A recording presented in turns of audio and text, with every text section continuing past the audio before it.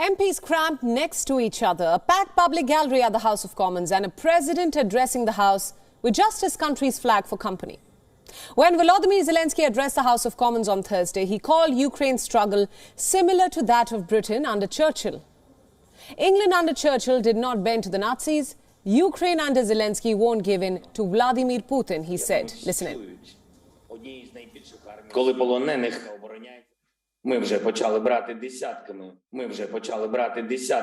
We do not want to lose what we have, what is ours, our country, just as you did not want to lose your island when the Nazis were preparing to start the battle for your great country, the battle for Britain. Zelensky says that Ukraine will fight till the end, but his last climb down doesn't sound like Churchill at all. In fact, it sounds more like Chamberlain. It sounds very Chamberlainesque. Neville Chamberlain was Britain's Prime Minister from 1937 to 1940. In 1938, Chamberlain signed a peace deal with Hitler. Germany could invade the Sudetenland, but no more. Chamberlain thought that he had succeeded, but the very next year, Hitler invaded Poland and World War II broke out. The Ukrainian president is not making any deals with Putin yet, but he's making some major concessions. Zelensky says he has cooled down on the NATO membership bid. He says that the military alliance is afraid to confront Russia, and it is apparent that NATO is not prepared to accept Ukraine. This is a major climb down from his earlier comments and demands. We understand that NATO membership would ensure our security and our territorial integrity. This is also enshrined in the Ukrainian legislation, in the constitution of Ukraine. Zelensky had rallied for a NATO membership before the conflict, but now he says he does not want to be president of a country that is begging for something on its knees. But this isn't the only concession he made. The Ukrainian president was even open to more compromise, like the status of the rebel-held areas of Donetsk and Luhansk. Zelensky's concessions are exactly what Russia has demanded. Yesterday, Russia laid down 4 demands to end the invasion. 1. Ukraine must stop all military action.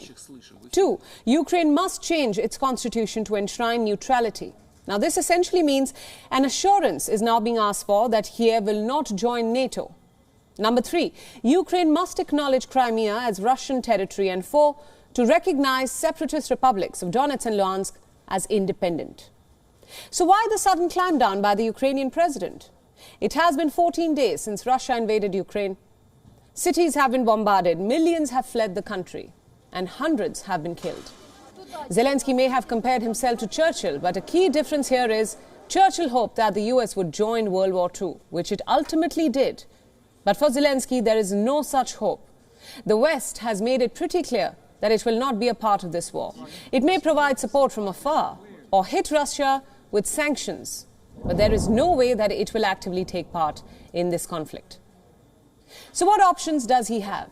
Giving up his NATO membership bid for peace? Ukraine giving up its bid to join NATO could bring an end to this war. Russia has always maintained that Ukraine joining NATO is a red line. But the biggest question remains, are these the only concessions that the Ukrainian president will have to make?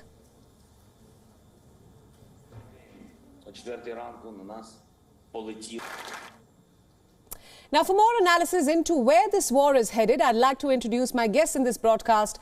Joining us live from Kiev is Ina Sovsin, a member of the Ukrainian parliament. Also joining us live from Brussels is Peter Klepp, the editor-in-chief at Brussels Report. Thanks to both of you for joining us on WION at this hour. Thanks for having us. Ina, my first question to you, let's start by talking about Zelensky's recent comments. I'd like your views on President Zelensky's recent statement saying that Ukraine under Zelensky won't give in to Vladimir Putin. And this, of course, has been followed by him saying that he's no longer interested or pressing for NATO membership for Ukraine. What do you make of this change in stance? Well, I think the messages are slightly complicating right now, because we also had some clarifications from the president's party made later, saying that they are not giving up on the general course of Ukraine foreign policy. After all, joining NATO is part of the Ukrainian constitution. And also, we know very, very well that Russia attacked Ukraine in 2014 when we were officially a neutral state. when we were a non-allied state without any aspirations to join NATO. So frankly speaking, pretending that Putin will just be okay with changing our constitution is nonsense, because Putin attacked us not because we said that we want to join NATO. We actually want to join NATO because he attacked us. So this is actually quite a different situation compared to what the Russian is trying to pretend to describe it to be. And I also do not think that President Zelensky meant that we don't want to be part of NATO. I think he was just stating that given the current NATO reaction to what is happening in Ukraine, to the war that Putin launched against us, we are not seeing a way forward moving into NATO just right now. But I really do not think that he would be able, after everything that has happened, just say that we are not joining NATO anymore. Just because now it's a matter of survival for us, it's a matter of assuring our security. Because again, Putin did not attack us because of NATO. We want to join NATO specifically because Putin attacked us. Right.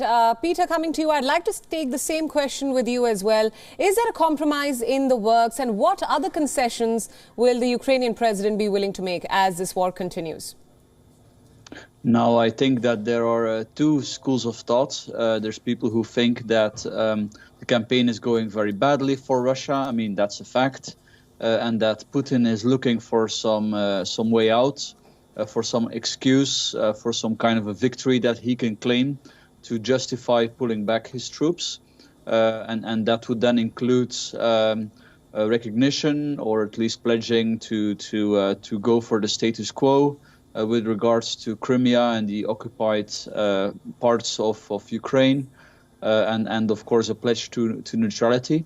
But then there's another school of thought who actually is convinced that Putin is only doing this to gain time so he can resupply his troops and escalate the war a lot more. And as far as I can tell, this is what the military establishment in the United States is thinking, at least the CIA. That's what they were claiming yesterday, that in the next few weeks Putin is going to escalate this war. WION World is now available in your country. Download the app now and get all the news updates on the move.